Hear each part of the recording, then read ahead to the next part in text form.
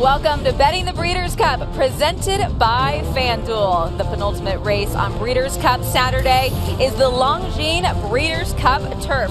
$4 million on the line for 3-year-olds and upward, and it is a jam-packed field. Here are the morning line odds presented by FanDuel. Rebels Romance 3-1, Nation's Pride 7-2, and the female Warlike Goddess, third choice on the morning line at 9-2. Large field to sort through here. Maybe we can find a prize to help us out. I'm Brittany Yerton, Nick Luck, Matt Bernier. Nick, females have done very well in this race in the past, but we've never had a U.S.-based female win. Could that be Warlike Goddess? It could be, because if you believe that she is stellar, then she figures to be very competitive in here, because the front of the market as it stands, much as I respect the Godolphin pair, Rebels Romance and Nation's Pride, are not stellar. So I would certainly be more inclined to offer her respect rather than take anything away from her. I'll come to who I like in a moment. I want to hear what Matt Bernier makes of this race first. And we want to actually hear him. Well, I was going to say, let the water truck go buzzing by first. I disagree with Nick to an extent. I think the race goes strictly through Godolphin, and I think they're both pretty good. I know Rebels Romance has he's caught a little bit of guff lately about, well, it's been German form that's really propelled him to being the morning line favorite in this spot. This horse has kicked unbelievably in all 4 of his turf starts, happen to be 4 victories. I think he makes plenty of sense in here, especially if we think this is a year where maybe the Americans that are here, aside from Warlike Goddess, aren't all that spectacular. The reason I have Nation's Pride above Rebels Romance is I think when push comes to shove, Nation's Pride's going to be the favorite in the race. A, because he's a little bit more tactical, and B, William Buick has chosen this horse over Rebels Romance. So I think the race goes through these two. I respect Warlike Goddess.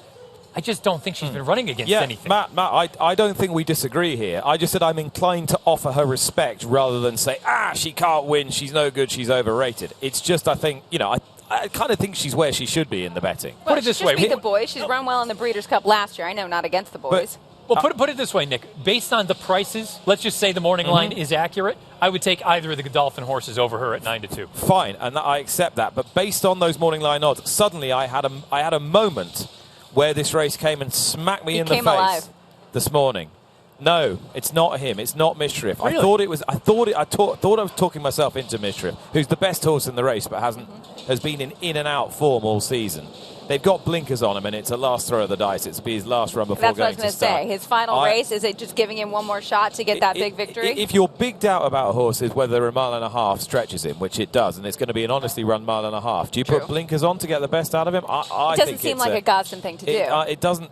With John Gosden, of course, will say to you that Northern Dancer and Secretariat, 2 of the great horses in the post-war era, wore blinkers. But would he really? I don't think this is the right call with Mischief, and it's Stone Age, Matt. It came and smacked me in the face. No, so now this far behind Nation's Pride in New York earlier in the year. 2 perfectly decent runs in better races than this in Europe latterly. Probably wants this distance. Probably wants American conditions. Aidan O'Brien, I think, might just pull a rabbit out of the hat. And Ryan Moore's chosen him over last year's runner-up Broome. You threw out the caveat, probably.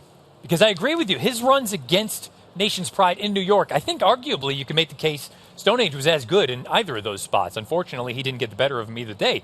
You brought up probably once a mile and a half. I can't help. I have this nagging feeling that he's a mile and a quarter horse. And guess what? When you got an extra quarter mile to run, it doesn't really work out for you. So I respect him. I think he's actually better than maybe his paper would suggest. And 15-1, I'm not going to talk you off. I'm really dubious about his ability to get the distance. I'm going to include him in multis just in case I'm wrong in that, because he does fit. But that would be my major reservation with Stone Age. All right, maybe primed for an upset then. Matt, top pick, final thoughts? Again, I really do. I think it's a Charlie Appleby exacta. I wouldn't be surprised if they ran 1-2. My pick would be Nation's Pride. All right, and Nick, you're going Stone Age. I am. I thought Aidan was high on Broome. Just throwing that out there. I had heard him talk about Broome earlier. Maybe the form would say, no way, Jose. I read Ortiz's aboard. But Broome, to me, I thought was an interesting runner at 12-1. So lots of directions that you can go in this race. It is the, as I said, penultimate race on Breeders' Cup Saturday, a mile and a half the distance on the turf course. That is the Longines Breeders' Cup Turf. Whatever direction you go, best of luck to you. Use the analysis from our handicappers here to help. New FanDuel customers, bet the Breeders' Cup and get up to $100 back if your horse doesn't win. This has been Betting the Breeders' Cup, presented by FanDuel.